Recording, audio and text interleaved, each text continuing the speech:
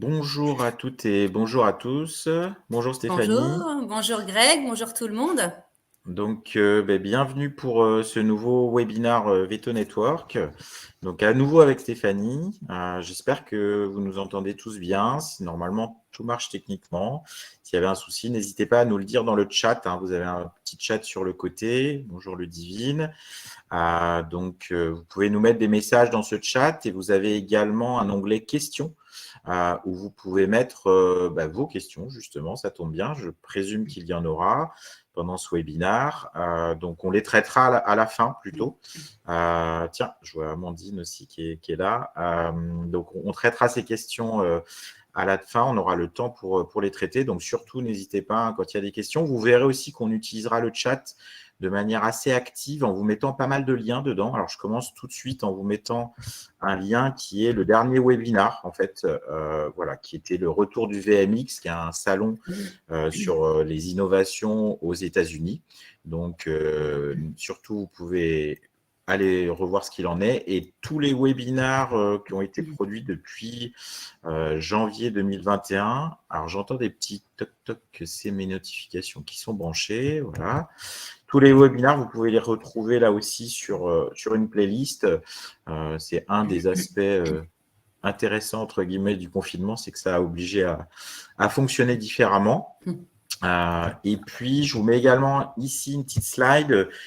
Si vous voulez retrouver des podcasts, des webinars, des groupes Facebook, de l'Insta, du LinkedIn, un petit peu de tout ce que peut produire Veto Network, vous pouvez retrouver tout ça via ce QR code. Si vous êtes devant un grand écran, vous pouvez le flasher ou via le lien que je vous mets dans le chat qui est déjà rempli de plein de bonjours. Donc, bonjour à toutes et tous. C'est assez actif, donc c'est très bien. On va se prendre encore une petite minute et puis on va démarrer parce que vous êtes déjà assez nombreux. Mais on va laisser le temps d'arriver. On sait ce que c'est. Il y en a qui n'ont pas fini les consultes ou qui ont débordé un peu. Donc, on va vous laisser découvrir tout ça. Donc, je reviens par ici. On a 80 bonjours au moins, puisque vous êtes déjà 80 participants. On avait quasiment 300 personnes inscrites, ce qui montre que ce sujet d'animation des réseaux sociaux vétérinaires... Alors, il y a Bertrand qui me dit, tu utilises quoi pour générer un QR code? Donc, celui-ci, il n'était pas prévu, mais moi, j'utilise le site Unitag. Voilà, pour Bertrand. Je vais essayer de... À la limite, Stéphanie, si tu arrives à trouver le lien. Je ne sais pas si tu utilises toi aussi Unitag pour faire des QR codes. Oui, j'aime bien moi ça. Voilà, Unitag, l'avantage, c'est qu'en plus, on peut faire des QR codes personnalisés, on peut mettre son petit logo dedans, on peut utiliser ses couleurs, il y a pas mal de choses qu'on peut faire et ça reste gratuit pour l'instant, en tout cas en basse définition. Merci pour le lien, Stéphanie, c'est parfait. Donc, comme ça vous fait déjà un petit truc avant même qu'on ait commencé. Donc, je vous propose qu'on attaque et puis on va d'abord se présenter rapidement chacun et du coup, je pense que tu peux prendre la main, Stéphanie. Très bien. Alors, hop, une toute petite seconde. Voilà. Alors, donc, bonjour à tous. Pour celles et ceux qui ne me connaissent pas encore, donc je m'appelle Stéphanie Évrard, je suis ASV depuis 2001 et je suis depuis quelques années plus particulièrement IASV dans le sens où j'ai occupé un poste de Community Manager en clinique vétérinaire depuis 2017, poste que j'ai vu évoluer au fil des années. Donc, je me suis formée en autodidacte grâce à Google. On y apprend plein de choses. Puis, je me suis prise au jeu. Le poste a pris de l'ampleur et j'ai intégré une formation certifiante IFOCOP en 2021. Donc, j'ai obtenu un diplôme de Community Manager équivalent à une licence. Donc, maintenant, qui me permet d'avoir des connaissances quand même certaines du métier de Community Manager que j'aime allier donc au secteur vétérinaire. Et de là, donc, j'ai intégré l'équipe depuis peu de Dr Patoun, équipe dans laquelle j'occupe un poste de communicante. Et j'ai ouvert ma micro-entreprise, donc je suis IASV Community Manager en freelance. Et à mes heures perdues, je suis également sapeur-pompier volontaire. Ça, c'est le petit plus. Donc, comme vous voyez, Stéphanie a une vie bien remplie. Donc, et c'est assez marrant de penser qu'il y a un an à peu près, on faisait un premier webinaire ensemble. Et à l'époque, je pense qu'on ne devinait pas du tout qu'on allait travailler ensemble de manière C'est vrai. aussi rapprochée. Donc, moi, je suis Grégory Sampaner, je suis vétérinaire. Je n'ai pas de diplôme en digital, contrairement à toi. Donc, j'ai également tout appris plus ou moins sur le tas, avec un peu de temps là-dessus. J'ai l'activité de Veto Network qui permet de produire ce webinaire aujourd'hui. Je suis également, après avoir été praticien un certain nombre d'années, manager associé de 2 cliniques en Bretagne. Donc, je suis au contact des équipes tous les jours. Et puis, on se retrouve avec Stéphanie dans Dr Patoun, qui est une agence de création de contenu et d'événements numériques originaux. Donc, aujourd'hui, on va vous parler de vos réseaux sociaux et de la désirabilité numérique de ces réseaux sociaux. Avant d'attaquer, je voulais en profiter. Alors, je ne sais pas s'il y a quelqu'un de MSD Santé Animale qui est là, mais en tout cas, on les remercie parce qu'ils soutiennent ce webinaire. Et vous avez vu aussi, je vous ai mis dans le chat, retrouver Stéphanie IASV. Et Stéphanie produit également des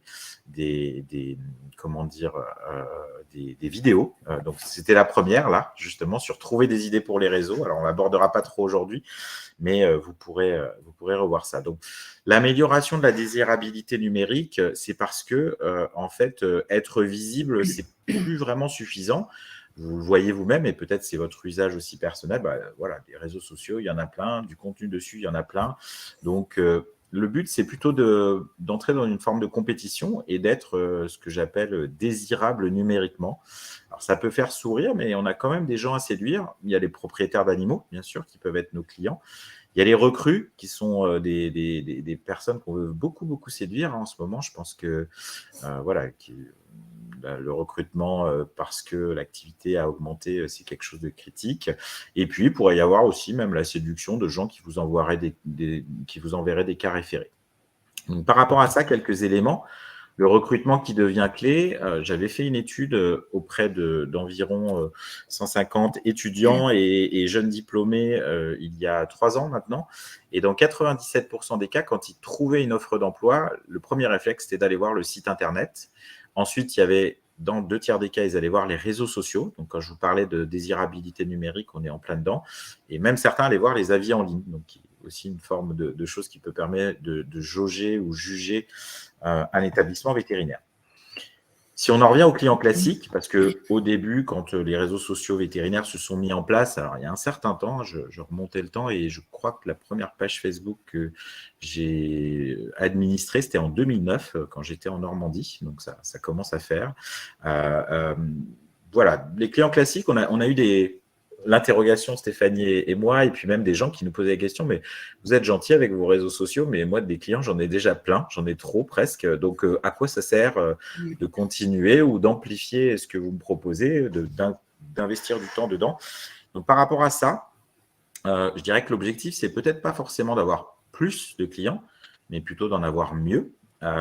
Qu'est-ce que je veux dire par là? C'est qu'en communiquant d'une certaine façon, en disant qui vous êtes, il y a peut-être plus de chances que vous attiriez les gens à qui ça plaît. Et si ces gens, ça leur plaît, il y a des chances que ça se passe peut-être mieux au quotidien. Et quelque part, ça permet aussi de sélectionner peut-être les clients en fonction de différents critères. Quand on en a trop, il faut peut-être choisir de travailler qu'avec une proportion d'entre eux et ne pas chercher forcément à conserver les autres.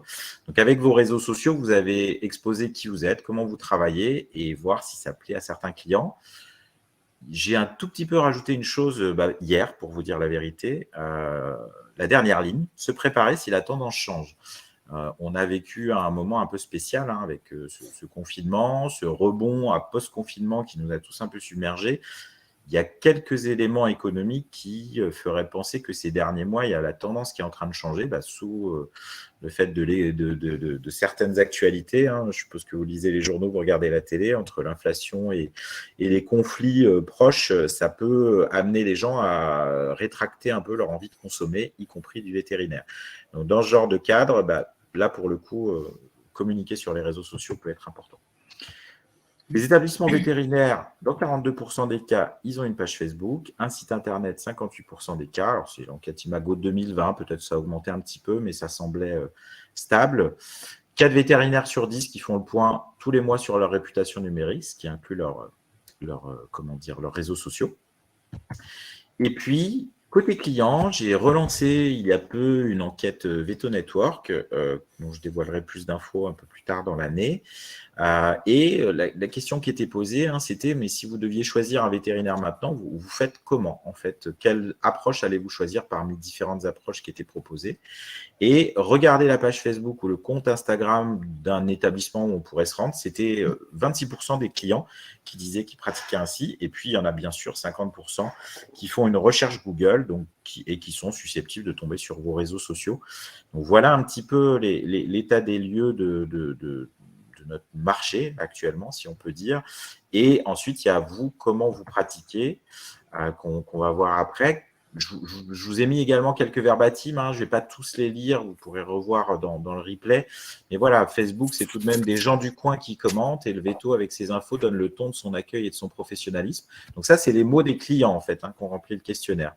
Il y a quelqu'un qui dit aussi que je pense qu'il vaut mieux aucune page Facebook qu'une page mal tenue et fouillie. Donc on voit, voilà, ces clients-là ont des choses à nous dire sur nos pages Facebook. Et ensuite, on va s'intéresser à comment on gère ces pages. Et là, Stéphanie, je te passe la main parce que tu as un sondage très intéressant. Oui, alors effectivement, j'ai également fait mon petit sondage que j'ai diffusé sur les groupes Veto et ASV, pour lequel j'ai eu 104 réponses. Donc d'ailleurs, je voulais vous remercier pour ça. Et du coup, je me suis intéressée déjà à votre présence sur les réseaux. Donc c'est sûr que j'ai diffusé ce sondage sur les réseaux, donc forcément un gros pourcentage seront présents. Mais en tout cas, 97% d'entre vous sont présents sur les réseaux. Et je me suis intéressée à qui, au final, gère ces réseaux sociaux. Et il se trouve que, sans grande surprise, à 61%, donc un bon 2/3, ce sont les ASV qui gèrent les réseaux sociaux au quotidien. On a quand même 22% de gestion par un vétérinaire gérant et un petit 10% par un vétérinaire salarié. Donc, moi, ce qui m'intéresse dans cette étude-là, enfin dans ce sondage-là, c'est que l'ASV a vraiment une place prépondérante dans la gestion de ces réseaux sociaux. Et pour moi, qui suis IASV, c'est donc important de leur donner les clés pour leur permettre cette bonne gestion. Voilà. Ensuite, je me suis intéressée sur quel réseau vous vous trouviez. Donc, bien évidemment, en grande majorité sur Facebook à 96%. Ensuite, en deuxième position vient Instagram. Très souvent, vous avez les deux pages en simultané et un petit 10% sur LinkedIn. Je ne parlerai pas de TikTok parce que le pourcentage est très faible, mais c'est vrai que TikTok pourrait être amené à se développer dans les mois, années qui viennent. Alors, ce qui est très intéressant, c'est vos rythmes de poste. Donc, vous êtes un bon gros tiers à poster plus d'une fois par semaine, ce qui est très bien. Je ne peux que vous encourager plus d'une fois par semaine, oui, ce qui est très bien. Donc, je peux que vous encourager à continuer. Un petit tiers une fois par semaine, une fois tous les 2 semaines, vous êtes 16%. Et là où je suis interpellée, c'est le pourcentage de 15% d'entre vous qui postent une fois tous les 2 mois ou moins. Alors, à savoir que si vous décidez d'être présent sur les réseaux sociaux, il va falloir poster un petit peu plus parce que c'est ce qui va permettre votre visibilité, c'est ce qui va favoriser l'algorithme et qui va faire que vous allez être diffusé sur les différents murs de votre audience. En fait, si vous voulez, aujourd'hui, votre communauté est captivée par ces nouveaux modes de communication et vous pouvez être même jugé par rapport à la fréquence de vos posts. Si par exemple, votre dernier post est trop ancien, vous perdez un petit peu en crédibilité parce que vous ne répondez pas au code des réseaux sociaux. Donc vraiment, la régularité, la récurrence des posts, c'est le principal levier pour une présence digitale qui soit optimisée. Donc, au minima, si vous décidez d'être sur les réseaux, il faut au minima poster 1 à 2 fois par semaine. Ça, c'est vraiment quelque chose de très important. En fait, si vous postez une fois tous les 2 mois, autant ne rien faire du tout. Pour être clair. Alors, du coup, le temps. Alors, le temps, c'est le temps. C'est vraiment toujours le problème. Et effectivement, à 76%, vous n'avez pas de temps dédié à la communication. Donc, vous faites ça entre deux vite fait. Et je le comprends, je l'ai fait aussi pendant un temps. Puis, petit à petit, j'ai eu droit à des heures. Puis, au final, j'ai fini par occuper quasi un temps plein. Donc, ce sont les principales difficultés rencontrées. J'ai laissé des champs libres pour laisser la parole. Et les principales difficultés rencontrées, c'est bien ça, le manque de temps et le manque d'idées. Voilà pour les difficultés sur les réseaux. Maintenant, ce que je vous propose, c'est de parler des bonnes pratiques des réseaux sociaux. Donc, avant toute chose, quand vous décidez d'être sur les réseaux sociaux, vous devez vous fixer des objectifs. Ça va être un objectif de visibilité ou un objectif de recrutement, pourquoi pas, un objectif de trafic vers votre site Internet, mais dans tous les cas, vous devez avoir un objectif. Et cet objectif doit être SMART. Alors, SMART, c'est un petit moyen mnémotechnique qui permet de rendre votre objectif réalisable, c'est-à-dire qu'on a le S comme spécifique, donc votre objectif doit être précis, un M comme mesurable, et pour ça, vous avez les métriques des plateformes qui vous permettent de regarder vos stats, acceptable, donc accepté par l'équipe et orienté vers l'action, réalisable, donc votre objectif doit être possible, et temporel, donc vous devez vous fixer une deadline, une feuille de route. Par exemple, un objectif non SMART, ça va être, moi, je veux accroître fortement ma visibilité sur les réseaux sociaux grâce à différents plans d'action pour être, dans quelques mois, la meilleure clinique de référence de France. Là, on est complètement dans un objectif non SMART. Par contre, si vous réfléchissez en disant, voilà, je souhaite augmenter mon taux d'engagement mensuel de la page Facebook, donc là, on est vraiment sur du spécifique, de 30%, ce sera mesurable grâce à des campagnes de publicité, pourquoi pas, là on est orienté action avec ce que nous permet notre budget, donc réalisable, et le tout sur 2 mois, donc on a un aspect temporel. Donc ça c'est vraiment très très important à la base de se fixer un objectif. Ensuite, vous allez devoir cibler votre audience, c'est-à-dire à qui je m'adresse, à quel besoin je réponds. Votre audience a un besoin, vous allez répondre à ce besoin. Et votre cible, vous pouvez imaginer donc tout d'elle, sa tranche d'âge, homme, femme, ses centres d'intérêt, sa catégorie socio-professionnelle. Si c'est un client ou un professionnel, selon le réseau que vous allez choisir, et je pense à LinkedIn, alors on appelle ça le persona. La cible, on la définit de façon la plus précise possible. On peut même lui donner un prénom. Ça peut faire sourire, mais plus vous aurez ciblé, plus votre cible sera précise, plus vous saurez à qui vous allez vous adresser. Et vous verrez dans vos métriques, quand vous allez regarder vos cibles, en général, sur des cliniques vétérinaires, on est sur des femmes dans la tranche d'âge 30-40 ans. Je vous mets au défi de regarder, puis vous me direz si c'est bien le cas, mais je ne pense pas me tromper de beaucoup. À savoir que chaque personne aura son réseau social de prédilection. Voilà, je vous ai mis également un exemple de métriques. Donc là, on est sur un métrique de population, donc tranche d'âge et sexe. Donc, une petite capture d'écran Facebook et une petite capture d'écran Instagram. Ensuite, une fois que vous avez la cible, il faut réfléchir à comment je m'adresse à elle. Donc, choisir un ton de communication. Donc, le ton va être différent selon la cible, bien sûr, en fonction du réseau sur lequel vous allez être, mais il doit être propre à vous et propre à votre image. Est-ce que vous voulez parler de façon fun, dynamique, humoristique, scientifique, pourquoi pas? Est-ce que je la tutoie, ma cible, ou est-ce que je la vous vois? Est-ce que j'utilise des smileys? Est-ce que je fais du contenu vulgarisé? Est-ce que j'utilise des phrases longues ou courtes? Tout un ton de communication, et une fois que ce ton-là sera établi, essayez de vous y tenir, ça permettra de vous donner une image précise de vous. Ensuite, une fois que vous avez votre ton, l'idée est de réfléchir sur une charte. Donc, j'ai pris une petite charte sympa complètement au hasard. Du coup, sur cette charte, vous allez pouvoir laisser apparaître votre logo, choisir une police de caractères. Donc, je vous conseille 2 à 3 polices grand max par rapport aux recommandations. Le choix des couleurs, en général, vos couleurs à vous, votre logo, et une mise en page également de votre texte, votre corps de texte qu'on appelle le wording. Donc, sauter des lignes, des alinéas, mettre un titre ou pas. Donc, se créer une identité visuelle pour que votre cible, à la lecture de votre post, comprenne tout de suite que c'est vous et que vous ne vous noyez pas dans cette infobésité que l'on voit sur les réseaux. On a tellement de contenu qu'il faut trouver un moyen de vous différencier de tous ces autres contenus et permettre à votre lecteur de s'arrêter. L'idée sur les réseaux également, c'est vraiment de créer du lien avec sa communauté. Alors, le réseau social, c'est vraiment un endroit d'échange humain.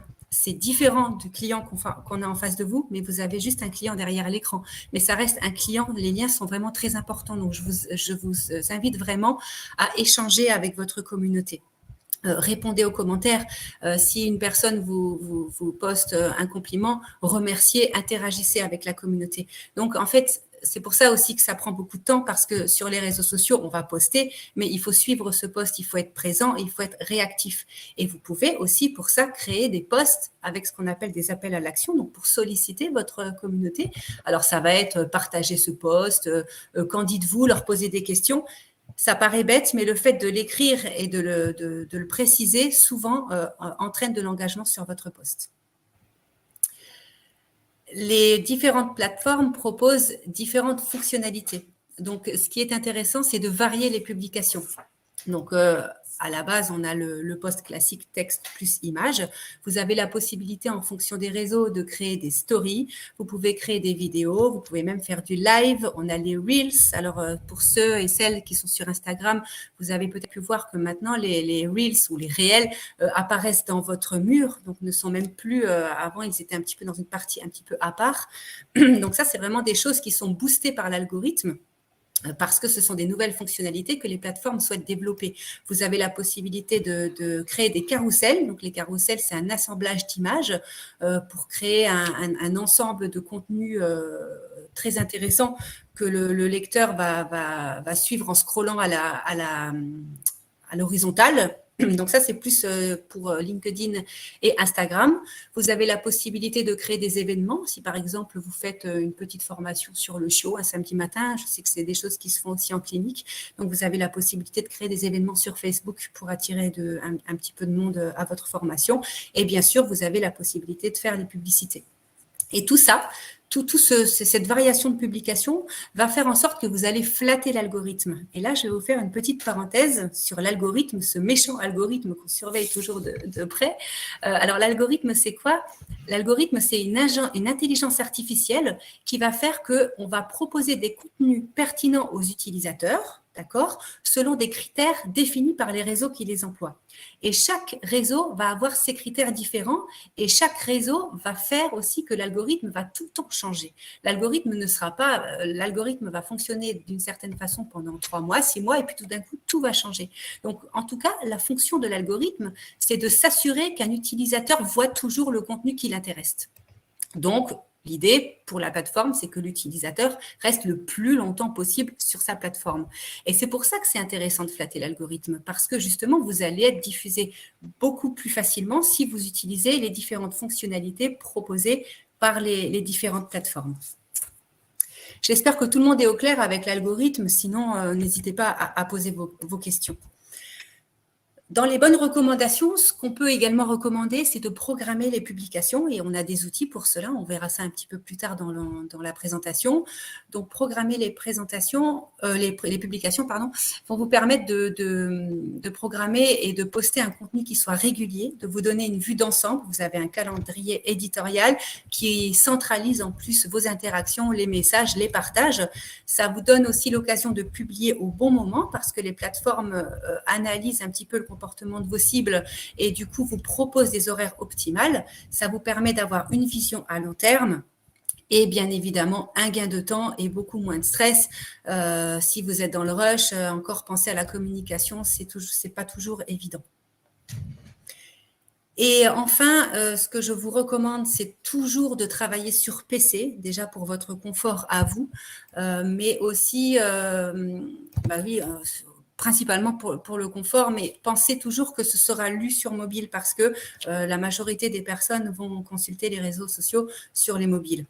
Et donc, du coup, le fait de travailler sur PC, c'est très bien, mais il faut toujours avoir à l'idée que vous devez trouver des tailles de police qui soient adaptées. Et je vous ai bien mis sur cette image une police, par exemple, qui est très lisible et sans sérif, et éviter la police italique qui peut fatiguer le regard et qui n'est pas recommandée sur une lecture sur smartphone.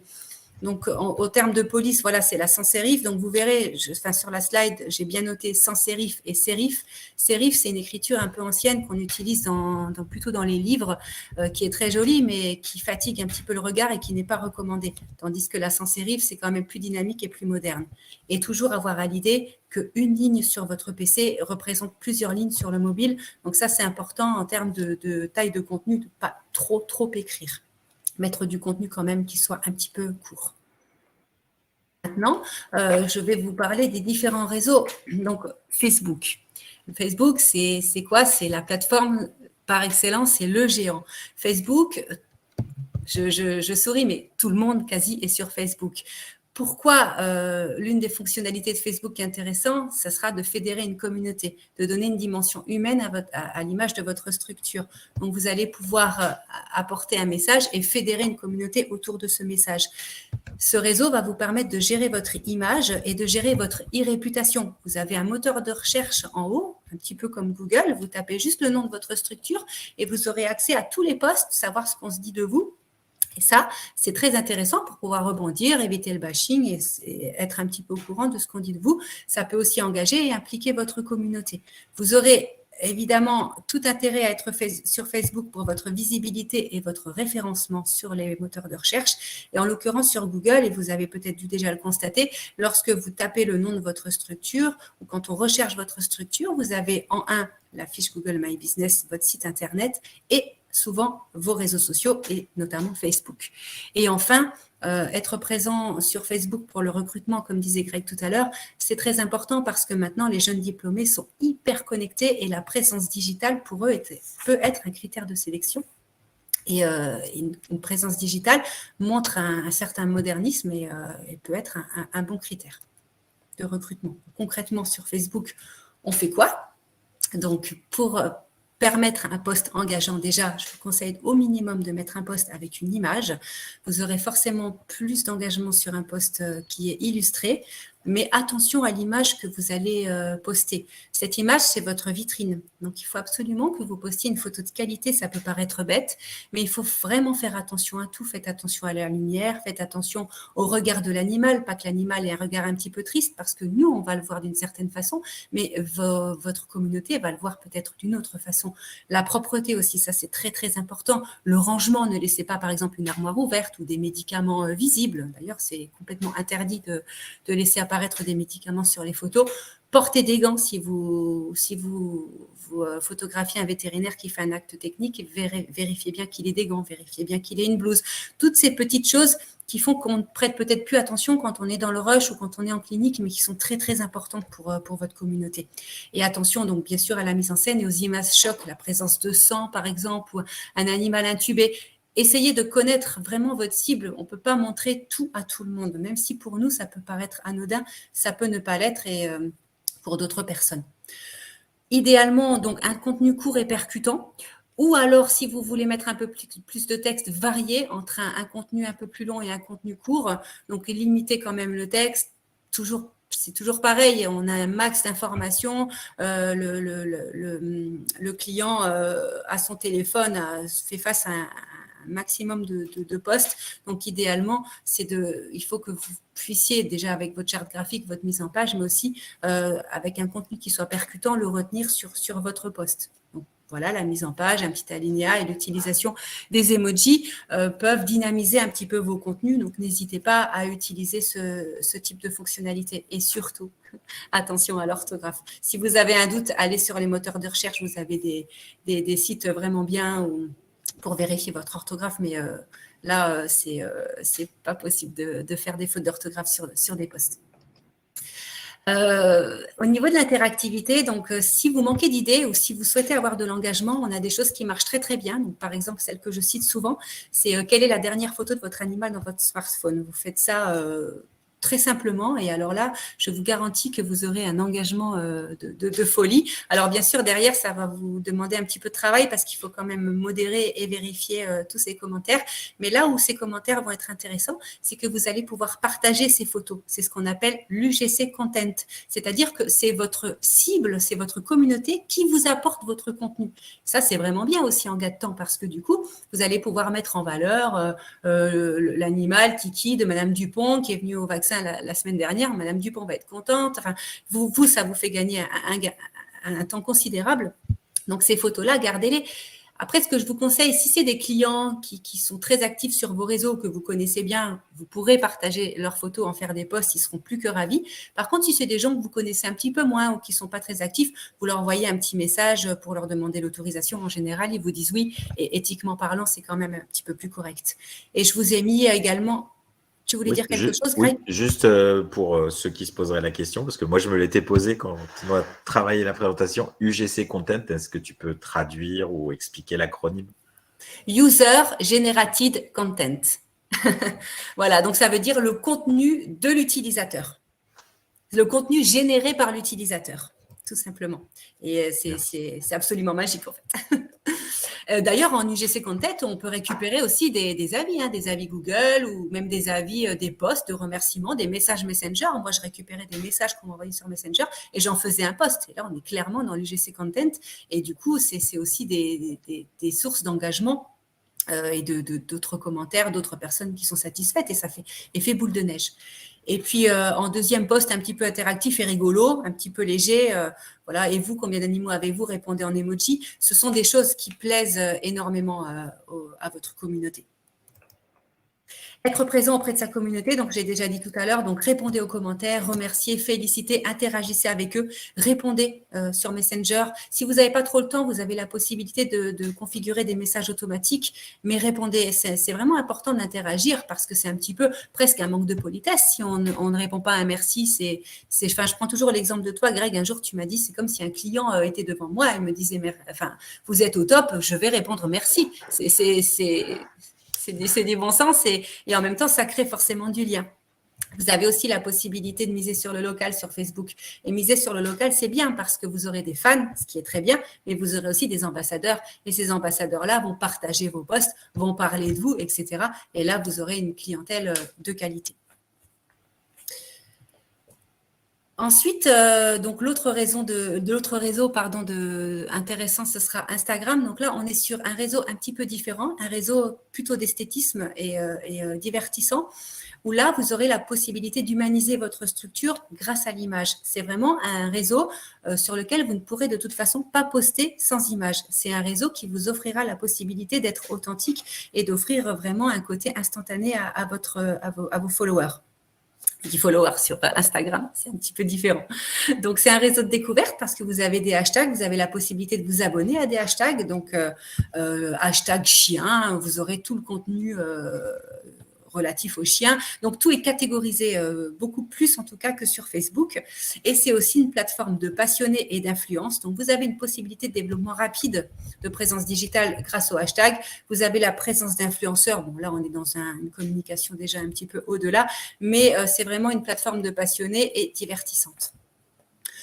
Donc, concrètement, qu'est-ce que vous pouvez faire sur Instagram? Donc, voilà, j'insiste encore sur la qualité de l'image parce que là, c'est vraiment la base d'Instagram. Donc, c'est vraiment un réseau d'esthétisme. Il faut vraiment une photo de qualité et éventuellement mettre en place un filtre commun. Vous avez des filtres, des possibilités de filtres pour avoir une identité visuelle forte, donc un petit peu toujours pareil comme Facebook, pour vous différencier un petit peu de cette masse de contenu. Si vous décidez de poster en noir et blanc une fois, décidez de poster en noir et blanc tout le temps. Trouvez le truc, le filtre qui va vous plaire et gardez-le.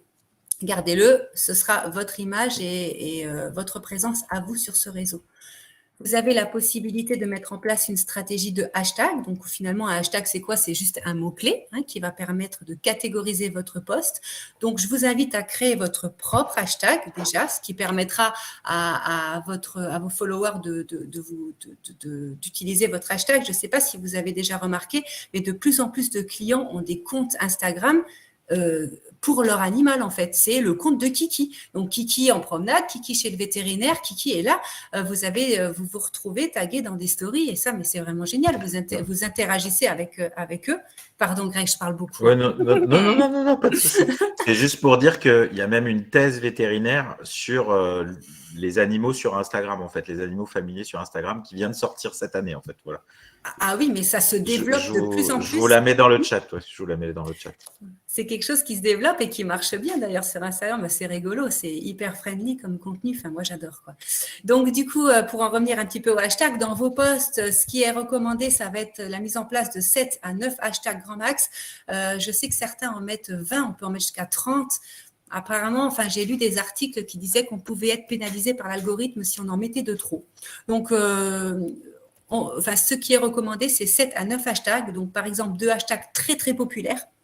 2 hashtags un peu plus spécifiques, 2 hashtags de niche. Donc là, c'est vraiment un hashtag spécifique à nous, notre monde de vétérinaire, et un hashtag, votre hashtag personnel, par exemple. Et là, vous avez une bonne brochette de hashtags percutantes. Et bien sûr, essayez de varier vos hashtags. Ne faites pas des copier-coller de vos hashtags parce que ça aussi, c'est pas du tout valorisé par l'algorithme. Vous pouvez être pénalisé par rapport à ça dans la diffusion. Aussi sur Instagram, ce que je voulais vous dire, c'est que vous n'avez pas la possibilité de mettre de liens dans vos textes, dans vos posts. Vous avez la possibilité de mettre des liens dans vos stories et dans votre biographie, si vous voulez renvoyer vers votre site internet, par exemple. Sur Instagram, ce que vous pouvez faire, c'est proposer un contenu qui soit exclusif. Alors, ce que je vous recommande de ne surtout pas faire, c'est de faire des copier-coller de Facebook et d'Instagram. Faites de votre réseau Instagram un réseau un peu VIP, si je peux dire. Essayez d'avoir une audience un petit peu privilégiée. Offrez du contenu qui soit instantané. Parlez, par exemple, de vous. Le service hospitalisation, le service chirurgie, ou alors un veto qui fait un petit pouce sympa. Moi, je sais que des fois, j'allais en hospitalisation, je prenais les filles et ça faisait la story du matin. C'est un côté instantané et authentique. Voilà, vous mettez l'heure, il est 10h23, équipe d'hospitalisation en place. Je ne sais pas si c'est des idées, mais essayez d'apporter un contenu qui soit instantané. Et avec le carrousel dont je vous parlais tout à l'heure, vous avez la possibilité de créer un storytelling. Et ça, c'est vraiment des choses qui marchent bien. Et c'est des choses que vous pouvez y mettre vraiment tout votre cœur, c'est-à-dire raconter l'histoire d'un patient, ou même vos backstage à vous. Alors, qu'est-ce que c'est le storytelling? Ça va être vraiment une histoire. Ça va être l'histoire de Kiki qui va se faire renverser par une voiture et qui arrive blessé. Vous allez le prendre en charge, il va se faire opérer et aujourd'hui Kiki va très bien et Kiki repart en remuant la queue. Ça s'appelle du storytelling. Vous racontez vraiment une histoire avec l'émotion que vous pouvez en dégager, et les ASV font ça très très bien. Même pour vous, les backstage, c'est la même chose, amener à côté émotion, et puis c'est tout gagné. Essayez de créer vraiment un contenu différent sur Instagram et plus axé peut-être sur votre équipe. Par rapport à ça, au storytelling, juste une petite chose, en fonction de la gravité de l'histoire, ne pas hésiter à pratiquer ce qu'on appelle le storytelling décalé. Donc, le storytelling décalé, je vais vous donner un exemple très concret et précis, c'est notre chat mascotte qui s'appelle Cushing, qui est actuellement hospitalisé à Paris pour une iodothérapie. Donc, en gros, on a documenté le fait qu'elle allait à Paris, tout ça, mais on va raconter l'histoire quand on sera sûr qu'elle finit bien, entre guillemets. C'est ça. Ah oui, bien sûr. Voilà. Non, mais alors, le storytelling sur des choses basiques, je dirais que ça va. Mais typiquement, j'ai l'habitude de dire la césarienne à 2h du mat avec la portée de chiot, on peut prendre la photo, mais on attend la fin de la cicatrisation de la maman pour dire on a eu une super histoire et c'était très bien. Mais ça dépend des cas, mais voilà, peut-être faire attention. Mais voilà. Tu as raison, c'est important de le préciser. C'est vraiment important de le préciser. Eh ben voilà, je te passe la main pour LinkedIn. C'est bon, tu peux voir un coup. Donc, pour LinkedIn, donc c'est peut-être un réseau dont on n'aurait pas parlé il y a 1 ou 2 années, parce que voilà, on se concentrait plutôt sur le fait d'être en contact avec les clients au sens ce qu'on appelle B2C du terme. Donc B2C, c'est business to consumer, donc c'est vraiment les clients directs. Et en fait, LinkedIn a pris sa part. On a 24 millions d'utilisateurs en France. On aurait à peu près 80% des actifs en France qui seraient sur LinkedIn. Alors, avec des usages plus ou moins importants, je suis d'accord avec vous. On commence à voir de plus en plus des vétérinaires, des étudiants vétérinaires, des ASV aussi, qui sont de plus en plus sur LinkedIn. Donc, c'est assez intéressant. Donc, c'est un réseau qui est plus business, professionnel. Donc, on parle de B2B, business to business. Donc, on va pouvoir être en contact avec des fournisseurs actuels et futurs. Alors, toute l'industrie, je dirais, de la santé animale est présente sur LinkedIn, soit en tant qu'entreprise, donc tous les laboratoires, les partenaires divers et variés, soit en tant qu'individu, quand votre délégué est certainement sur LinkedIn d'une façon ou d'une autre. Donc, c'est intéressant pour ça, mais c'est aussi intéressant pour la recherche de possibles recrues. On en revient à notre problématique de recrutement. Donc, c'est-à-dire que c'est un endroit où on peut rechercher des recrues en fonction des profils qu'on recherche, possibilité de diffuser des annonces aussi avec certaines options. Et puis, c'est également un endroit où on peut montrer qui on est. On en revient à la même même problématique, c'est-à-dire que les réseaux sociaux sont surtout une occasion de pouvoir se présenter et de dire, bah voilà, nous on fonctionne comme ça. Nous, par exemple, ce matin, pour Anikoun Vétérinaire, j'ai fait un post qui expliquait qu'on avait été visiter le centre de crémation local. Voilà. Alors pourquoi j'ai fait ça ? D'abord parce que c'était un bon moment, c'était sympa avec une partie de l'équipe. Et ensuite, ça envoie le message que chez nous, on est capable de prendre du temps pour s'occuper de ce genre de choses qui ne sont pas forcément courantes dans toutes les cliniques. Donc, j'ai fait exprès. Voilà, ça dit des choses de nous. Et peut-être qu'un jour, il y a quelqu'un qui, dans une phase de recrutement, regardera, dira « Ah oui, ils font ça comme ça chez eux, ça me plaît. » Donc, j'y vais. Et si en plus, c'est quelqu'un à qui ça plaît, il y a des chances que ça nous plaise aussi. Donc, voilà un petit peu à quoi ça sert en termes d'image une page LinkedIn. Si on va un petit peu plus dans le détail, alors, si ma slide veut bien bouger, on n'avait pas encore eu de problème technique. Clique dessus. Ouais, j'ai fait, mais il ne veut pas malgré ça. Attends, je te l'avance. Tu me l'avances ? Tu y arrives, toi ? Voilà. Bon, voilà. Alors, on va voir, ça va peut-être débloquer. Ouais, je sais pas, j'ai un truc à bloquer chez moi. Donc, pour lancer votre page, c'est un peu caché sur LinkedIn. C'est pour ça que je vous ai fait cette slide pour vous montrer. Donc, alors, je répète ce qu'a dit Stéphanie tout à l'heure. Pour tout ce qui est administration de vos réseaux sociaux, gestion, reporting, toutes les fonctionnalités, les options, mettez-vous sur un ordinateur. Ça sera souvent, un, plus confortable et deux, vous aurez accès à tout alors que ce n'est pas toujours le cas quand on est en mobile. Donc ici, pour lancer votre page, il faut aller dans Produits et tout en bas, caché dans un coin, créer une page LinkedIn. La page, elle va être gérée par un profil. Donc, il faut d'abord que vous ayez un profil vous-même. Vous allez voir, c'est assez friendly pour créer une page. En fait, il vous donne toutes les étapes et puis il vous met des petites cases, des coches vertes quand c'est fait. Donc, c'est assez facile à faire. Il faudra mettre une couverture et un logo à créer. Donc là, Stéphanie vous dévoilera après les outils qu'on peut utiliser. Et clairement, il y en a un qui s'appelle Canva qui va vous être bien utile pour faire ça. Et puis, publier en respectant quelques bonnes pratiques. Je vais en donner quelques-unes, mais à la limite, on pourrait faire tout un webinar sur LinkedIn assez facilement. D'ailleurs, on vous demandera à la fin si vous avez des envies, des idées pour un prochain, et peut-être que ça peut être ça. Bon, je suis toujours coincé, donc je pense que tu vas me traîner jusqu'à la fin, aller en slide suivante. Donc, dans les bonnes pratiques, il y a la régularité. Alors, Stéphanie vous en a déjà parlé. Et savoir que quand vous publiez sur LinkedIn, vous êtes déjà dans le top du top. Vous êtes dans les 1%, puisque sur les 24 millions d'inscrits, il n'y en a que 1% qui publient. En fait, il y en a 1% qui publient, 10% qui interagissent, et puis le reste, ils sont là et regardent ça très vaguement. La régularité de publication sur LinkedIn, ce n'est pas forcément une grosse fréquence. Je pense que moi, je suis à 1 à 2 fois par mois et ça va très bien. C'est suffisant pour publier des choses qui montrent qui vous êtes. Alors après, il y en a qui le font de manière plus régulière et s'ils ont de la matière, pourquoi pas. Ce que vous pouvez publier, c'est vraiment sur qui vous êtes, vos valeurs, les coulisses aussi. On en revient à ce que tu disais un peu pour montrer un peu l'ambiance. Et puis, pourquoi pas la technique, quand vous avez des choses techniques à montrer. Vous êtes un centre de référé, vous avez voilà, vous faites de la chirurgie spécialisée, des trucs un peu top. Bon, ça peut être aussi une bonne façon de montrer, comment dire, à des futurs recrues, tu sais que si tu viens chez moi, tu pourras faire ça, quoi, en fait, ou tu pourras être formé à ça. La notion de visuel impactant, j'ai mis 16/9 parce que vous le savez tous, si vous avez votre smartphone qui n'est pas très loin, il fait à peu près 16/9, mais quand on le met verticalement.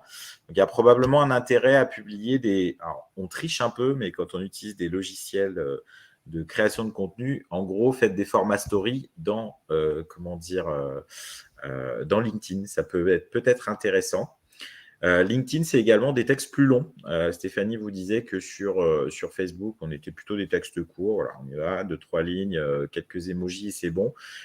Sur LinkedIn, on sait que l'algorithme de LinkedIn est sensible au temps passé sur un post pour pouvoir le montrer. Donc, si vous mettez juste un petit mot, une image, les gens risquent de le zapper rapidement, alors que si vous faites un post un peu plus construit, qui demande un temps d'attention, si ce temps d'attention est accordé, il y a des chances que l'algorithme vous montre à d'autres personnes.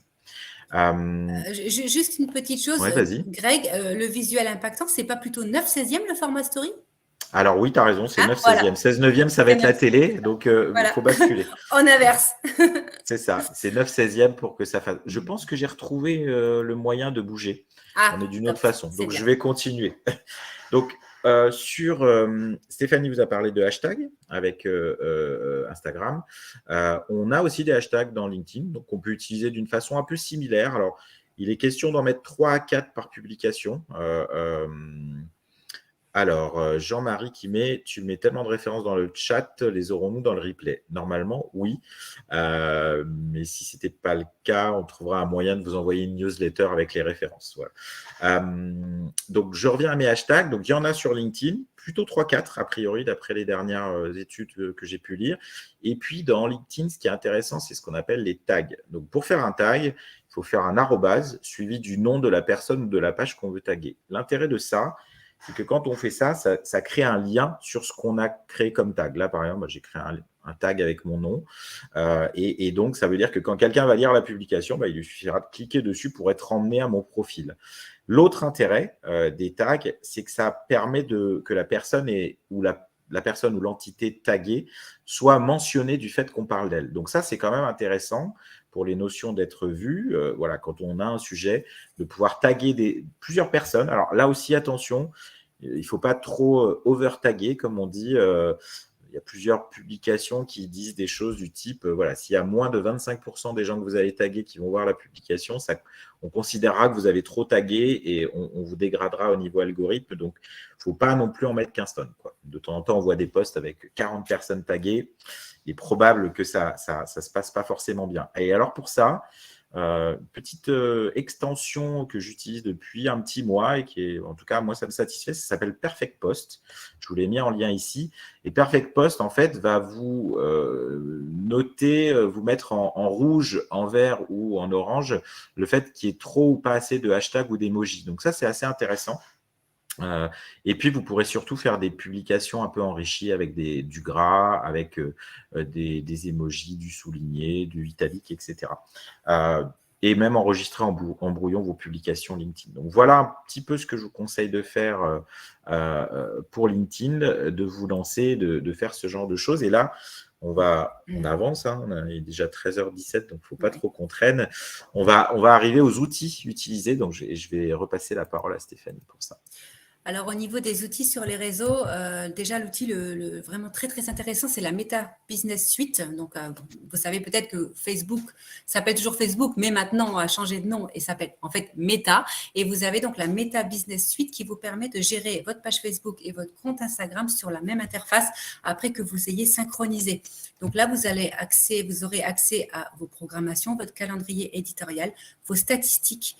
Vous pourrez gérer vos notifications, vos messages, et si vous désirez faire de la publicité, vous pourrez le faire également depuis cette interface. C'est vraiment une interface de gestion qui est très, très complète pour la gestion de votre page Facebook et de votre compte Instagram. Donc là aussi, ça vous permet un gain de temps considérable. L'outil Canva, alors ça c'est l'outil par excellence. L'outil Canva, je pense que quand même beaucoup connaissent, mais cet outil-là vous permet de créer, de faire des montages photos et vidéos sans avoir aucune notion de graphisme.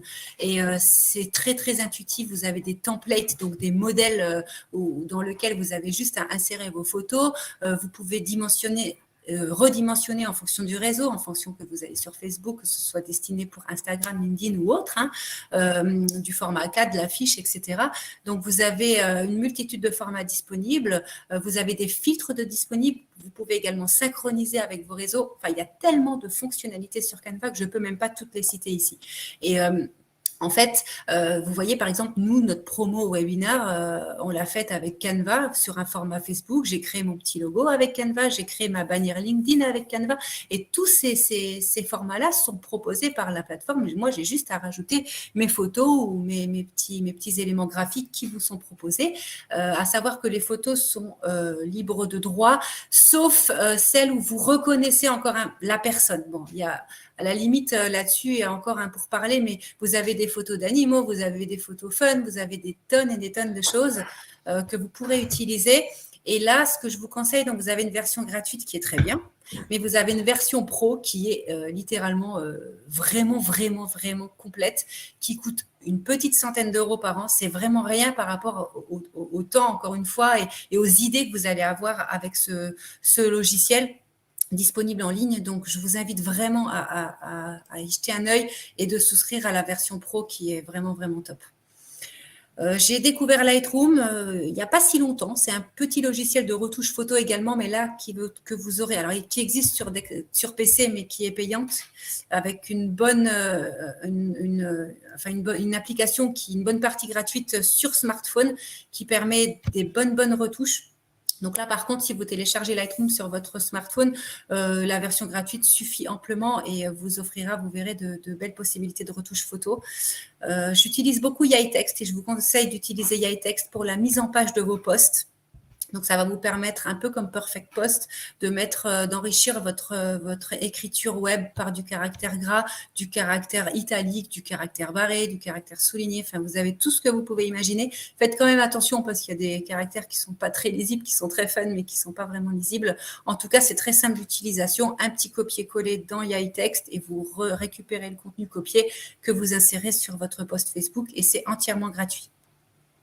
J'utilise aussi Litags. Alors là aussi, Litags, c'est une application smartphone gratuite qui est un générateur de hashtags. Donc, par rapport à un thème précis, qui va vous donner différents hashtags liés à ce thème et le pourcentage de popularité de ce hashtag. Vous le trouvez sur tous les stores et c'est aussi une application entièrement gratuite. Oh, pardon, j'étais un peu vite, Greg. Non, pas de souci. Tu fais plutôt bien parce qu'il y a beaucoup de questions. Je Ouais, crois que c'est j'ai le vu. premier webinaire où on a autant de questions. Donc, on vous remercie d'ailleurs. Vous êtes toujours une centaine, en fait. Donc, ce qui est pareil, je pense que c'est la première fois. Et j'en profite aussi pour faire un coucou parce que j'ai vu que dans les inscrits, alors je ne sais pas si vous êtes là, on avait des Belges, on avait quelqu'un d'Allemagne aussi, d'Algérie aussi, un inscrit. Enfin, voilà, c'était assez des Suisses aussi qui étaient présents. Donc, merci d'être venus nous voir. Donc, Stéphanie vous a parlé des outils, en fait, hein, et effectivement, c'est super, tous ces outils-là, en particulier Canva. J'avoue, j'ai fait un peu de résistance à Canva pendant longtemps parce que j'avais mes vieux trucs appris à la main avant Canva. Et en fait, j'y suis pleinement passé depuis quelques semaines et effectivement, c'est top. On peut faire plein de choses sympas avec la version déjà gratuite. Et franchement, les 100 € par an de la version pro permettent d'aller plus vite, d'être plus créatif. Et voilà. Et d'ailleurs, j'ai fait cette slide principalement avec Canva, tous les petits pictos, tout ça. Donc, ce que je voulais dire, à part les outils, donc vous avez essayé de vous donner des méthodes, mais le point principal, c'est tout ce qu'on a évoqué avant. S'il n'y a pas de temps qui est dédié, c'est impossible. En fait, ça ne marchera pas. Donc, je m'adresse à deux catégories de personnes principalement. S'il y a quelques vétos décideurs ici et que vous vous posez encore la question de comment bien gérer vos réseaux sociaux, la principale action qui permettrait de faire ça, ce n'est pas les outils, ce n'est pas les idées, c'est donner du vrai temps à la personne qui veut faire ça chez vous, souvent une ASV. Voilà. Donc, ça veut dire du vrai temps, c'est du temps où on n'est pas à répondre au téléphone, on n'est pas en face des clients, on ne va pas être appelé pour faire la contention d'un chien. C'est du temps où on est consacré à cette partie du métier un peu spéciale, on va dire, qui est créer du contenu, gérer la communauté. Voilà, ça, c'est vraiment fondamental et je distingue, on va dire, 3 catégories de temps. Il y a les actions quotidiennes. Celle-là, à la limite, il n'y a pas forcément besoin de définir du temps parce que c'est essentiellement la lecture des messages, des notifications. Ça s'apparente un peu à ce qui est fait au téléphone, hein, par exemple, et ça peut se faire au fil de l'eau dans la journée, on va dire. Ensuite, il y a là où il y a la nécessité d'avoir du temps dédié, c'est les actions hebdomadaires et mensuelles. Les actions hebdomadaires, c'est peut-être 1h30, 2 heures par semaine où on est tranquille avec un ordinateur dans un endroit où on ne sera pas dérangé, pourquoi pas même de chez soi. Alors, je vois Virginie, effectivement, qui met malheureusement, quand on est seul à ASV, c'est difficile de se libérer du temps pour ça. Alors, je vais partager une chose que j'avais vu faire dans une clinique où j'étais intervenu. Il y avait une situation un peu comme toi, il y avait 2 ASV qui n'avaient pas de temps. Et en fait, ces 2 ASV-là étaient à temps partiel. Voilà, il y a Marine qui apporte la solution derrière dans le chat. Ces 2 ASV-là étaient à temps partiel. Il y en avait une qui était très motivée et son employeur avait accepté qu'elle se mette en temps plein avec 2 heures, mais qui était en télétravail depuis chez elle.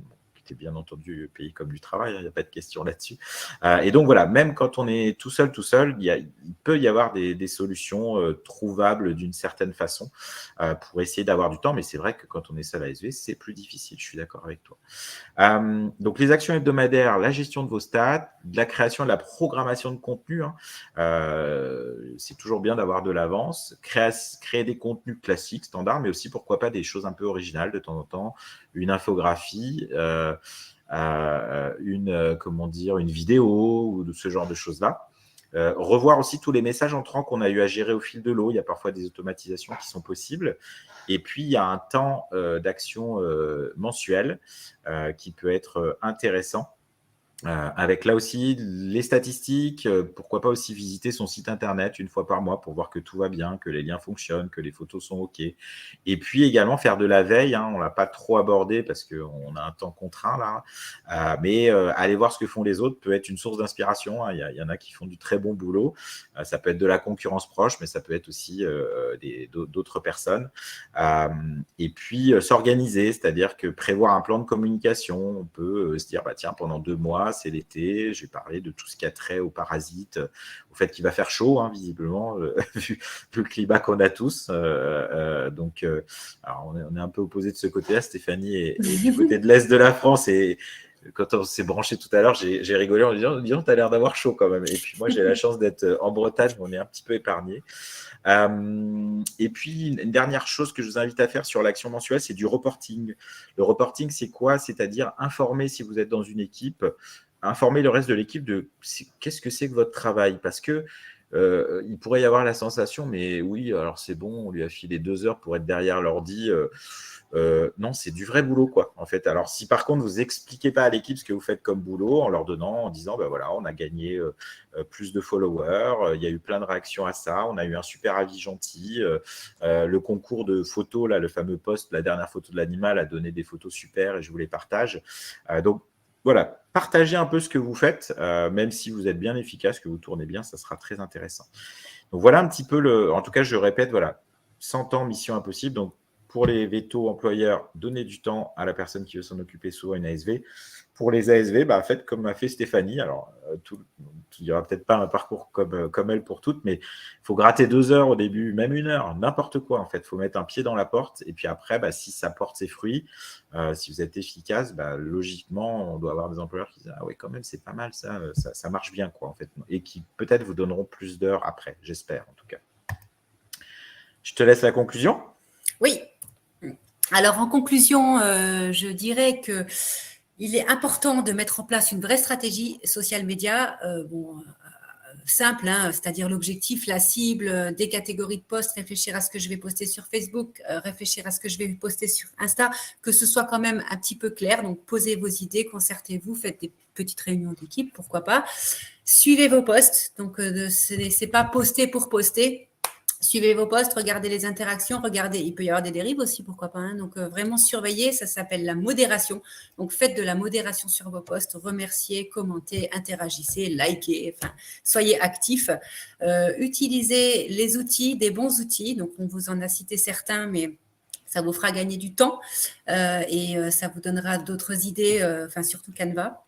Et personnalisez vos contenus en fonction du réseau. Ne faites pas des copier-coller parce que c'est pas une bonne recommandation. Et puis, je sais que ça peut être difficile, mais c'est vraiment pas recommandé. Et enfin, comme le disait Greg, et là aussi, je m'adresse aux vétérinaires, vous avez vraiment la possibilité de communiquer gratuitement, plus ou moins, sur les réseaux. Vous avez la possibilité de passer un message.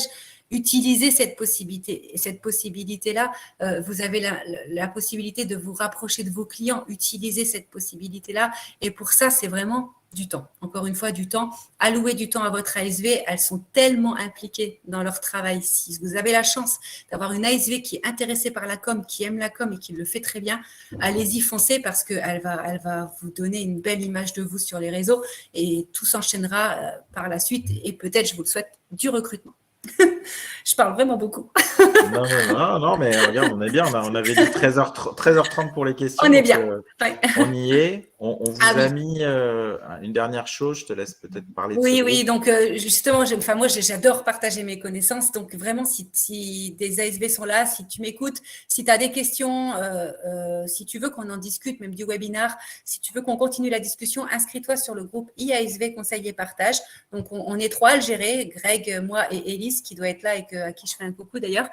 Donc on vous donnera des conseils, des astuces pour cette bonne gestion, on peut échanger, on peut transmettre des informations. Enfin voilà, si tu es intéressé, viens, inscris-toi et ce sera avec grand plaisir que je me rendrai disponible pour te répondre. Et moi, je mets un autre groupe dans le chat, qui est le groupe numérique et santé animale, où il y a des vétos et des ASV. Donc, on parle aussi de ces sujets-là, mais on parle aussi d'autres sujets, que ce soit des sujets futuristes un peu, le métavers pour ceux qui cherchent. D'ailleurs, j'en profite pour dire qu'il y aura prochainement un webinar sur ces univers virtuels. Donc, je vais vous mettre le lien, je vais en profiter, je vais faire un petit peu de pub. C'est mes 2 associations préférées, Ergon et VetInTech, qui vont être contentes de ça. Alors, je vous le mettrai tout à l'heure. Et puis, on va passer aux questions, je pense, parce que il y en a plein. Donc, je vais passer. Donc, je vais passer sur les questions. On va les faire de manière. Alors, une petite question peut-être pour toi, Stéphanie, pour commencer. Comment déjouer l'algorithme et poster plusieurs fois par semaine?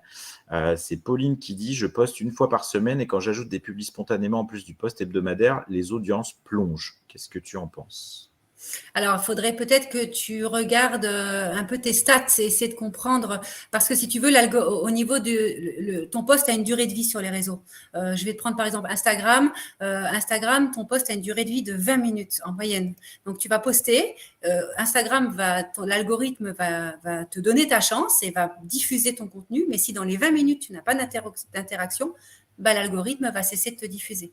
Tu comprends? Donc, sur Facebook, là, l'algorithme va diffuser à 5% enfin, c'est pareil, hein, c'est environ à 5% de ta communauté. Donc, c'est pareil, si tu n'es pas dans les bonnes heures, il faudrait peut-être que tu regardes à quelle heure ta cible est très active. Ça peut être en tout cas une solution. Regarde tes métriques. Oui, je suis d'accord qu'effectivement, et sachant que maintenant, vous avez peut-être vu qu'il est possible d'avoir des conseils de publication dans Meta Suite Business. Alors, on avait ensuite une question de Ludivine. Moi, je manque d'idées. Je voudrais proposer un contenu varié, mais je ne sais pas comment m'y prendre. Nous sommes présents sur Insta et Facebook. Donc ça, peut-être ta vidéo, je pense que c'est Ah peut-être oui, c'est ce que j'allais dire. La vidéo que tu peux aller voir dans le groupe Facebook Club ASV. Greg va Oui, sûrement je vais pouvoir te la mettre le lien. remettre. Ouais. Je vais la remettre. Donc effectivement, les idées, hein, vous allez voir, vous allez vous marrer en la faisant parce que c'est fait sur un ton volontairement décontracté. Et ça, tu sais faire. Et donc, je vous la remets dans le chat. C'est une vidéo pour justement avoir des idées. Il y en a plusieurs qui nous disent est-ce qu'il y a du replay? Oui, vous aurez tous le replay d'ici demain ou plus tard. Donc, don't worry, si vous devez partir, vous aurez. Je continue. Il y avait Lucille Lorenzo. Comment mettons le logo dans la photo, s'il vous plaît? Donc, ça, peut-être Canva, en fait? Oui, alors si tu vas sur Canva, tu as ton logo dans ton ordinateur. Tu vas sur Canva, tu cliques sur Importer et tu vas ramener ton logo dans Canva. D'ailleurs, toutes tes photos que tu vas utiliser. Et c'est comme ça que tu vas pouvoir faire une création en insérant les divers éléments dont ton logo. Si tu veux, si tu viens dans le groupe, je me mets une petite note et ces prochains jours, j'essaye de faire un post à ce sujet avec les petites flèches qui vont bien. Oui, tout à fait, bonne idée. Donc, on va passer à la question suivante. Alors, c'était plus une remarque, mais c'est pas inintéressant d'en parler. C'était Isabelle qui disait: ici, les rares publications sérieuses ou scientifiques rencontrent très peu de succès par rapport Ouais. au contenu récréatif. Oui, je sais. Donc, Je sais. Alors ça, c'est vraiment propre à Facebook et Instagram. C'est pour ça qu'il faut varier les contenus. On est quand même du personnel soignant, donc on se doit, je trouve, d'apporter un contenu qui soit quand même de la prévention, qui soit un peu scientifique, etc. Mais c'est vrai que vous n'aurez pas forcément de l'engagement. Mais par contre, ça ne veut pas dire que les gens vont pas lire ou que la personne qui va s'intéresser à votre structure ne va pas s'intéresser à votre contenu. Je pense qu'il faut quand même le faire, mais c'est vrai que les gens préfèrent le petit chaton mignon, préfèrent le partage d'emojis. C'est comme ça, c'est les réseaux sociaux, c'est de la détente. Mais c'est vrai, tu as raison, on a moins d'engagement sur du contenu scientifique. Et effectivement, en général, je lisais des choses qui disaient que, en gros, on se sert du récréatif pour glisser des choses pas forcément scientifiques, mais vraiment utiles pour nous. Donc, et avec un rapport, voilà, il faut compter, mettre 9 choses un peu détendues pour glisser une chose sérieuse, je dirais. Voilà. C'est ça. 1 sur 10, c'est probablement ça. Enfin, je ne sais pas si tu avais eu ça dans tes formations, mais ça dépend après. Oui, en tout cas, en milieu vétérinaire, oui, c'est comme ça que ça fonctionne. C'est ça. Une question intéressante, et il y en a plusieurs qui sont sur la notion de droit. Sommes-nous dans l'obligation de mentionner les sources des images que l'on poste si elles ne viennent pas de nous? Images trouvées sur Google Images, par exemple. Alors, oui, alors normalement, oui, il faut toujours citer la source. Les images sur Google, alors vous avez la possibilité d'avoir sur Google des images libres de droit avec un système de filtre dans vos moteurs de recherche. Mais oui, il faut tout le temps citer la source. Ouais, je me permets de mettre dans le chat un site que j'utilise beaucoup, qui est Pixabay, qui permet d'avoir des images libres de droit, ce qui permet de ne pas avoir cette contrainte-là. Et après, l'autre réponse à ça, pour moi, c'est Canva, qui a toute une banque d'images libres de droit qu'on peut utiliser comme on veut. Je vois qu'Isabelle connaissait déjà Pixabay. Donc, oui. Et après aussi, si je peux me permettre, tu peux très bien récupérer du contenu de l'UGC Content, comme je te disais tout à l'heure. Donc, je ne sais pas, moi, une cliente qui t'envoie une photo de son chiot, tu remarques un truc un peu rigolo sur Google avec une phrase rigolote, un terme, un truc qui te plaît, que tu voudrais mettre en image. Tu peux utiliser ce contenu-là et faire ta propre création sur Google avec ton logo. Tu vas t'inspirer de ce que tu vois sur Google, mais tu vas faire ta propre création. En fait, au maximum, essayez de personnaliser votre contenu. C'est normalement les photos de Google, attention quand même, on n'a pas forcément le droit. Pour une autre question, avec Meta Business, donc là où on programme les publications, pourquoi faire les mêmes publis Facebook et Insta alors qu'il est conseillé de faire des publis différentes sur un même sujet? J'ai pas. Alors, eux proposent ça, c'est ça que... Oui, en fait, quand on est dans la suite Meta, tu sais, on peut cocher Facebook et Instagram. Alors, je vois, mais en fait, oui et non, parce que tu peux très bien l'utiliser d'une autre façon. Tu vas pouvoir créer ton post Facebook et tu vas créer un autre post Insta. Je veux dire, tu peux cocher les deux, mais tu vas cocher les deux parce que tu vas programmer sur les deux. Mais le contenu, tu vas pouvoir mettre du contenu différent dans chaque case. Bien sûr que tu peux cocher les deux et faire un copier-coller, bien sûr, mais tu peux aussi, tu as la possibilité de, en même temps, créer tes deux posts.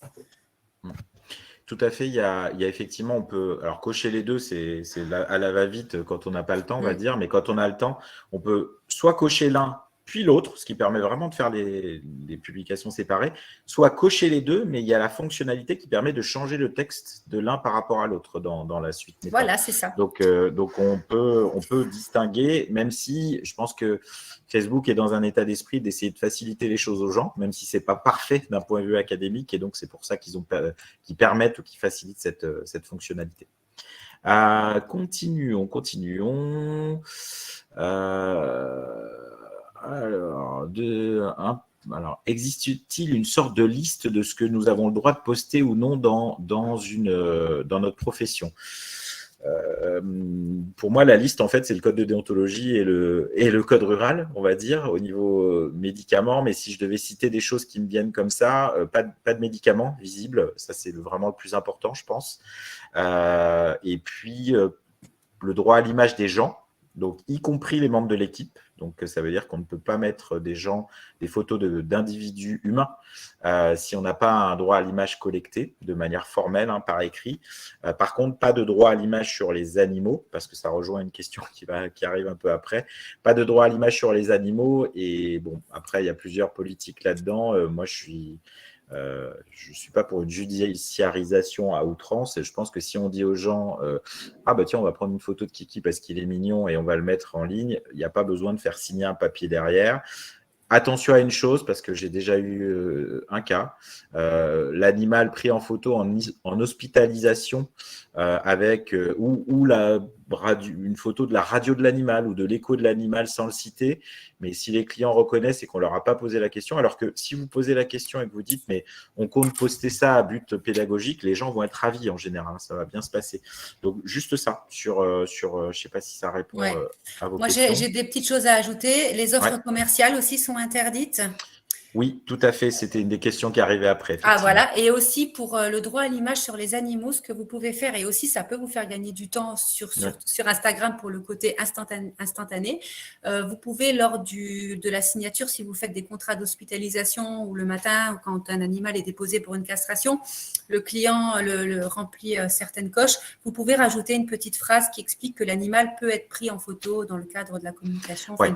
voilà. Et oui, êtes-vous d'accord? Oui et non. Comme ça vous protège et ça évite le soir de redemander, mais on ne peut pas poster tant qu'on n'a pas demandé. Enfin, c'est compliqué. Tout à fait. C'est une bonne chose. Et dans le même ordre d'idée, il y a la possibilité de mettre cette mention-là dans vos conditions générales de fonctionnement qu'on est tous Aussi. censés avoir, où on peut tout à fait mettre une mention indiquant que, sauf avis contraire, les animaux peuvent être pris en photo dans le cadre de leur présence dans l'établissement vétérinaire à but pédagogique ou ce genre de choses. Voilà. Donc, il y a plusieurs moyens de se protéger sans aller jusqu'à faire signer un papier à chaque fois, parce qu'on est quand même dans quelque chose qui est censé être léger et sympa, quoi, en fait. Voilà.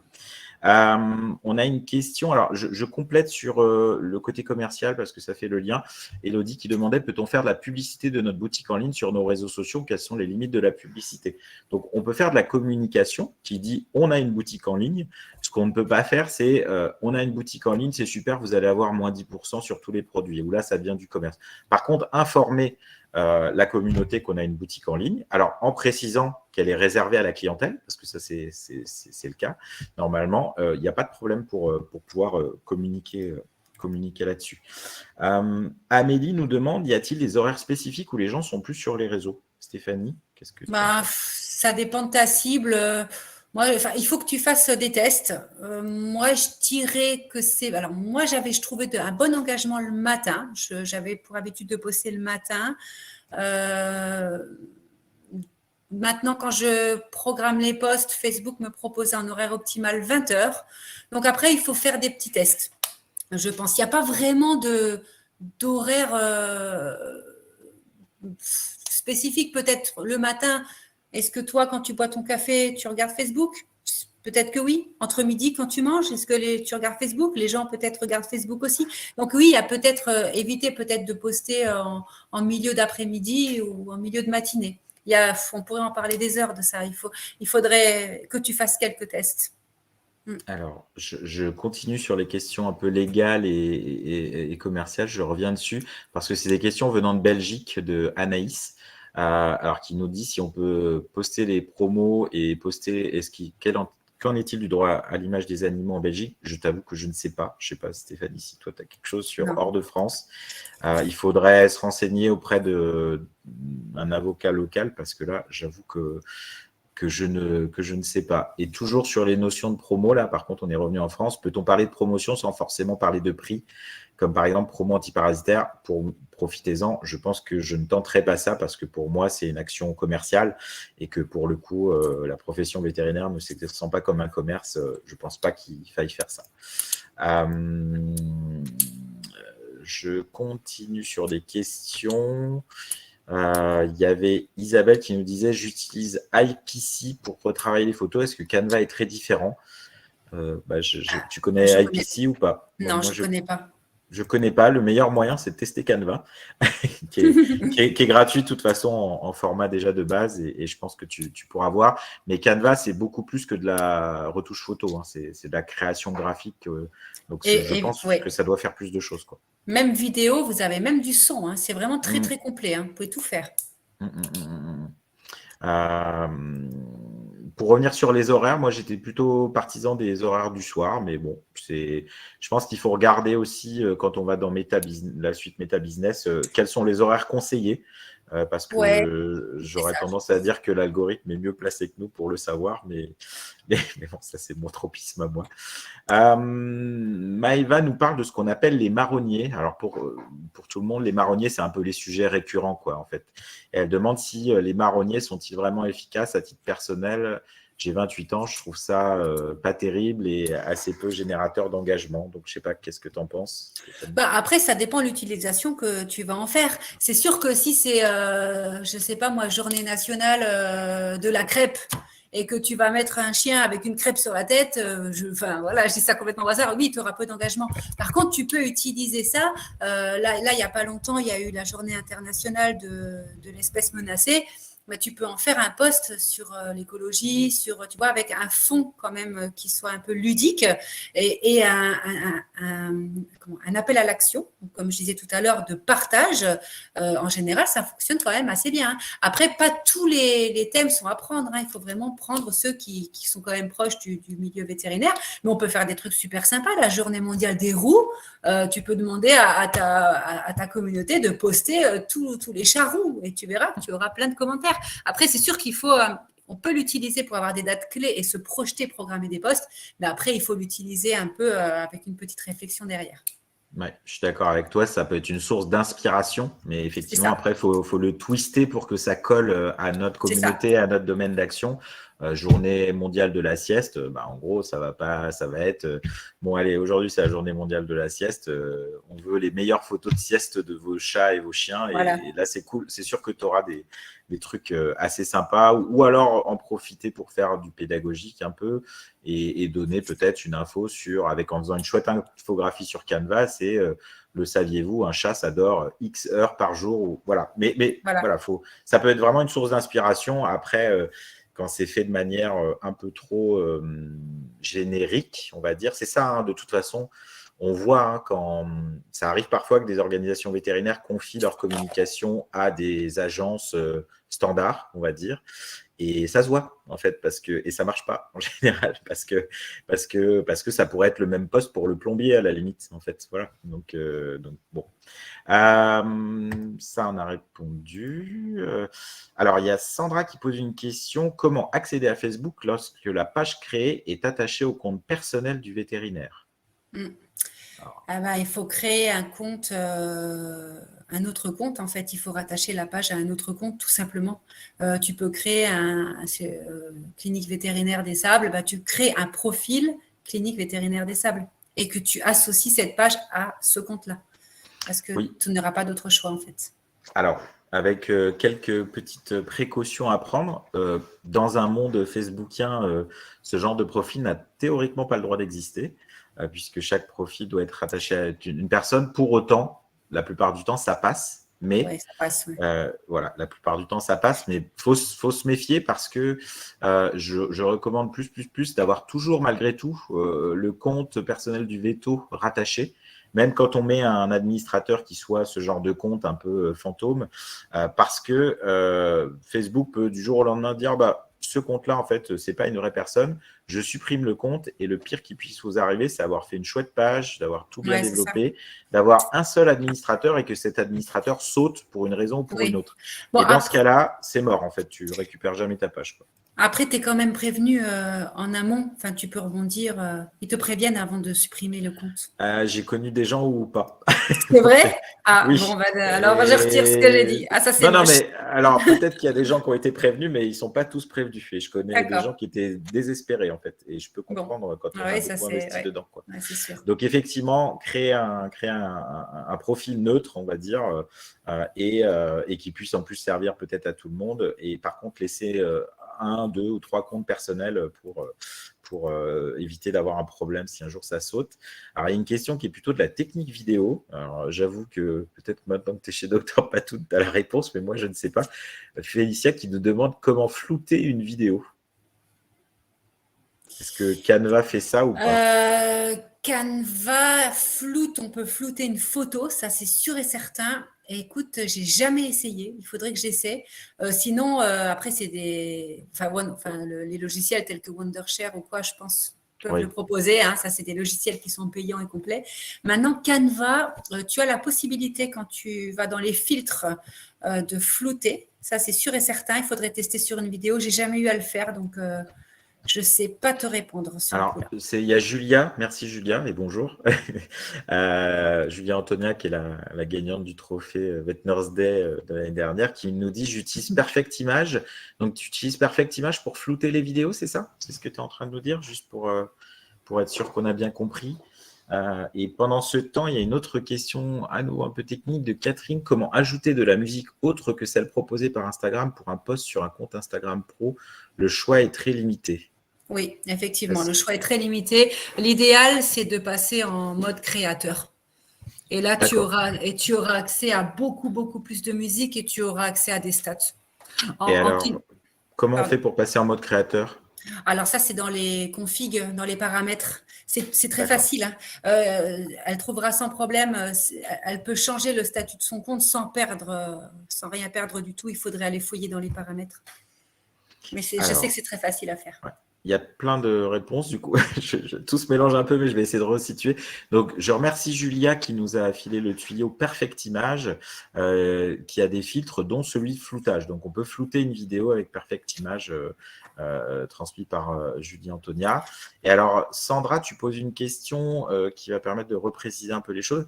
Mais du coup, quand on se met en admin d'une page où le veto est connecté, on a aussi ces messages perso. Alors, en l'occurrence, non. C'est-à-dire que si tu es en fait, vous serez tous les deux administrateurs de la même page, mais vous aurez chacun vos canaux de communication. Donc, ça veut dire que non, tu n'auras pas accès aux messages perso du vétérinaire, tu auras juste accès aux messages qui arrivent à la page Facebook de la CNI. Pour C'est toutes ces ça. questions-là, ce que je te conseille, c'est d'aller sur le groupe Facebook IASV Conseil et Partage, parce que pour le coup, je pense que ça donnera l'occasion à Stéphanie ou d'autres de ses collègues de peut-être de te faire un petit tuto pour t'expliquer ça. J'ai remis le lien là. Je pense qu'on arrive à peu près au bout, ce qui est un peu miraculeux vu toutes les questions qu'il y avait, votre attention, mais on y est presque. Donc, pour finir, déjà vous remercier parce que là, vous êtes encore une soixantaine. On a été plus de 100 pendant pratiquement tout le webinaire. Il y a tous ceux, et je vous passe un coucou si vous en êtes arrivé là, qui vont voir le replay, puisqu'il y avait un peu plus de 300 inscrits. Je vous invite également, et je vous mets le lien dans le chat, à vous inscrire à la newsletter. Ça vous permettra d'être au courant des prochains webinaires. Il y en a quelques-uns qui sont déjà prévus. Si vous avez des idées de sujets aussi, profitez du chat maintenant, ou vous pouvez aussi envoyer des emails à contact@vetonetwork.com pour, voilà, j'ai vu quelqu'un rigoler en disant on va faire un webinar TikTok. Pourquoi pas? On est prêt à tout. En plus, Stéphanie a déjà commencé à explorer TikTok. Donc, vous pouvez tout à fait voir ça et retrouver également les précédents webinaires sans souci pour ça. Je dis un grand merci à Stéphanie et encore une fois, bravo pour tout ça parce que bon, voilà, en un an, déjà avant, tu avais progressé, mais là, en travaillant avec toi sur ce webinaire, j'ai été ravi, moi, d'apprendre des trucs de toi. Donc ça, c'est super. On voit que ta formation t'a apporté beaucoup et que du coup, tu es hyper pointu sur plein de trucs et c'est cool de les partager. Je pense qu'il y en a plein qui ont pris des tips aujourd'hui. Et du coup, retrouvez-nous sur les groupes, envoyez-nous des mots et puis je te passe la parole pour faire un dernier coucou à tout le monde. C'est pareil, moi je vous remercie d'avoir été aussi nombreux. Greg, je te remercie pour ta confiance. Je remercie également MSD pour leur Tout à confiance. fait. Je vais faire d'autres vidéos pour les ASV. Donc, encore une fois, comme je vous le disais, j'ai appris beaucoup, beaucoup de choses par cette formation et j'ai vraiment envie de transmettre ces choses-là. Donc, n'hésitez pas à venir me trouver sur les réseaux, sur LinkedIn ou sur le groupe IASV et c'est avec plaisir que je répondrai à toutes vos questions, que je trouverai 5 minutes pour échanger avec vous. Eh bien, merci à toutes, merci à tous. Je vois qu'il y a plein de petits mots. On verra vos messages une fois qu'on aura coupé. Vous allez accéder au replay, je crois, dans les minutes qui viennent. Et puis sinon, vous aurez un email de rappel demain. Je crois que c'est programmé de mémoire.